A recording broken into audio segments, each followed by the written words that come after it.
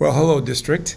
It is Thursday night in Washington, D.C., and I was scheduled to fly home today. We were supposed to be done with our legislative business, but a number of things have happened, changing that. It looks like I'll return home Saturday night, and I felt like this was a very important opportunity to update the district. Now, I'm going to give a warning, and that is this is probably boring. So, those of you who don't want to go down into the weeds with me, I'm fine with that. Don't worry about that. But for those of you who really are interested in what's happening here in Washington, particularly as it relates to the Ukraine funding, Israel funding, Taiwan funding, I'm gonna go somewhat into the weeds, and not only into the weeds, give you some behind the scenes, what's really happening here, and what the pressures are, where those pressures are exerting themselves, and what my best guess is will happen during the next couple of days. And if I'm wildly off, we'll do another video and correct that. But so let me give you the lay of the land, and that is that Speaker Mike Johnson has committed to bring a vote to the floor for this funding. I think this is very interesting because Speaker Johnson was not supportive of Ukraine funding before he became Speaker.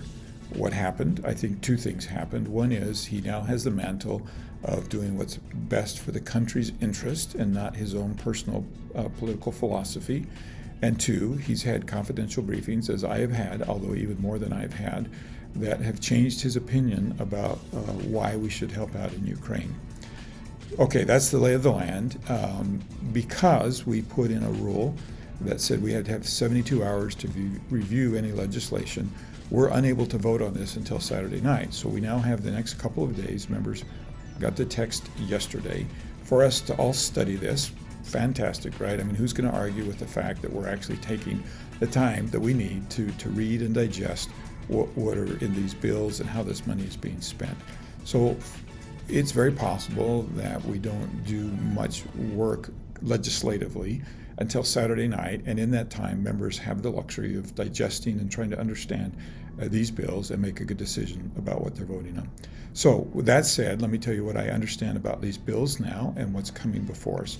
Let me start with Ukraine, and I'm not only going to talk about what's in the bills, I'm going to talk about the whole philosophy of spending money in Ukraine. This is no surprise that I hear from constituents, from my colleagues, a couple of pushbacks on helping Ukraine. One of those is that they don't think that we should be sending money over there without accountability. They don't think we should be spending money over there without Europe stepping up and doing their fair share. And they're very frustrated that we have not defined our objective in Ukraine.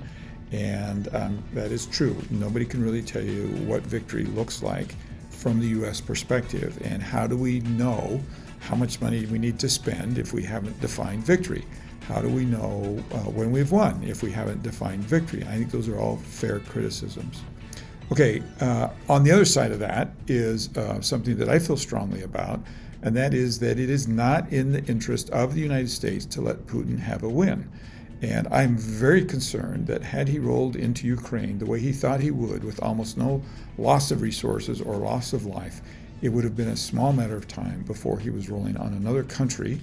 And what happens when one of those is a NATO country, which I think personally is a real possibility. Now we're not just talking about sending assistance, we're talking about sending U.S. men and women boots on the ground, and that to me is unacceptable. We cannot allow ourselves to get in that situation, and we don't have to. By simply helping Ukraine fight this battle, I think we stay away from that. There's another piece of that, and that is China and Taiwan. China is watching our signals. What we are doing in Ukraine, just the way that Putin watched our signals in Afghanistan. Many of us believe that he would have never moved on had moved on Ukraine if we had not withdrawn from Afghanistan and shown that we just were going to give up.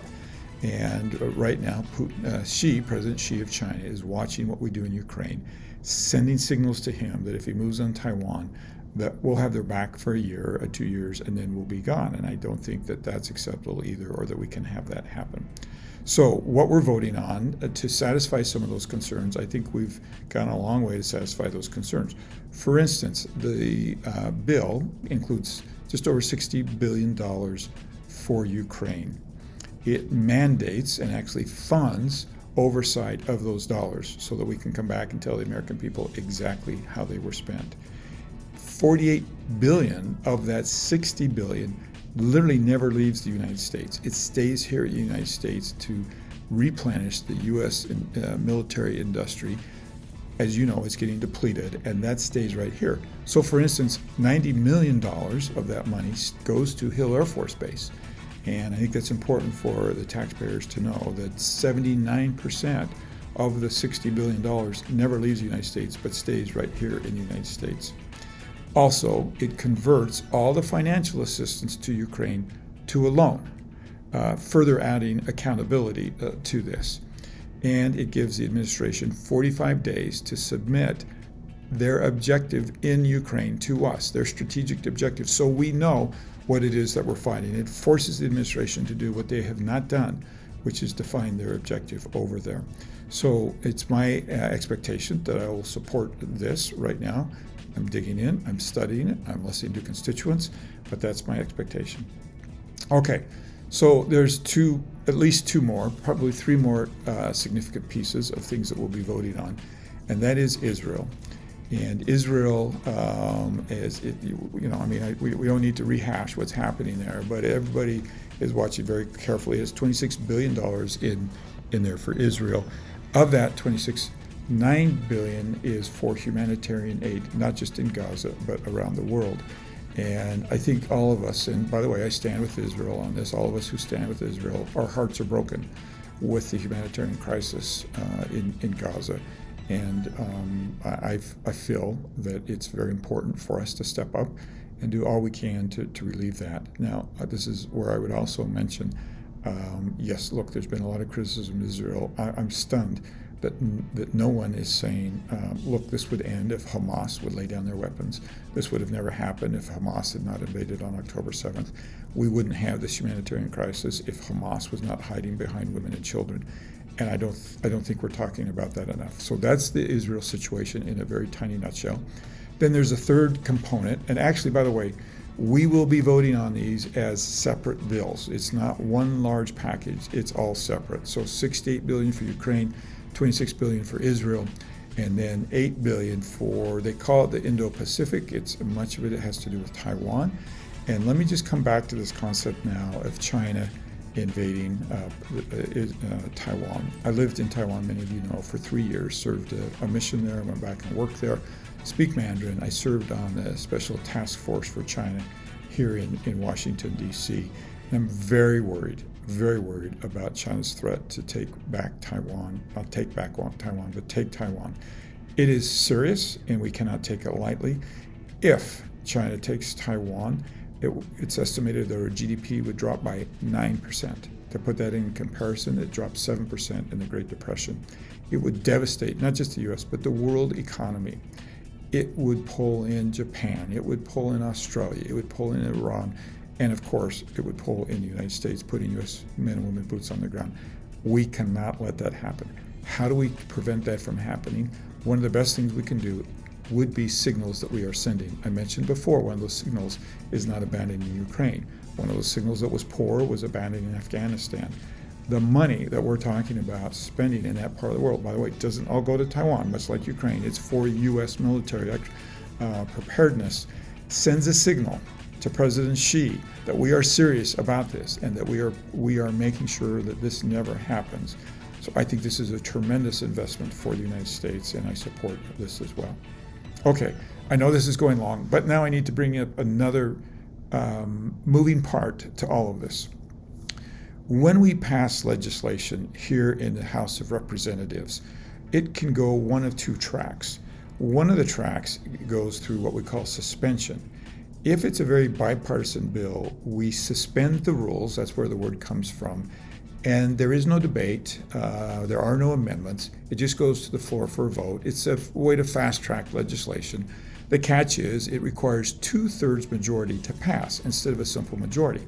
So if you have a very bipartisan bill, you'll frequently put it on suspension, pass it on suspension, and you can fast-track it. When that doesn't happen, the other route is what we call a rule. It passes on a rule. So in other words, a group that's called the Rules Committee comes together They determine if amendments will be accepted. They determine how long we will debate this. And they put together a rule for which this bill is subject to pass. Historically, for decades, for hundreds of years, Republicans have supported Republican rules, Democrats have not. Democrats have supported Democrat rules, Republicans have not. The reason that this is so important is when you have the majority, you get the majority of the seats on the Rules Committee. Therefore, you get to make the rules. If Republicans don't vote for that rules, they in essence turn over to the Democrats power to craft the bills the way that they want to do it, and vice versa. So historically, even though there is a bill that you may not support, you would vote for the rule to keep control for Republicans, and then you would vote against the bill if you didn't like the bill. What's happened here in Washington of late is Republicans have stopped voting for the Republican rule. So Mike Johnson has had no choice but to go to Democrats to get votes, meaning Democrats have a disproportionate influence on our legislation. This is why sometimes we call it a team sport back here in Washington, because you may not agree with the eventual bill, but you don't want to yield to the Democrats to be able to craft the legislation the way they want to.